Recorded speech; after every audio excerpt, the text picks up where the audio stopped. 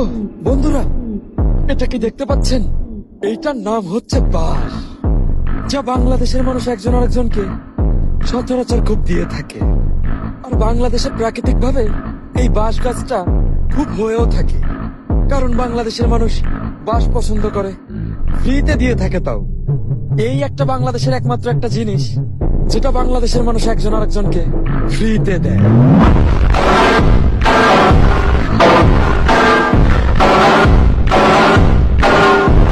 ও বন্ধুরা, এটা কি দেখতে পাচ্ছেন? এইটার নাম হচ্ছে বাঁশ, যা বাংলাদেশের মানুষ একজন আরেকজনকে সচরাচর খুব দিয়ে থাকে।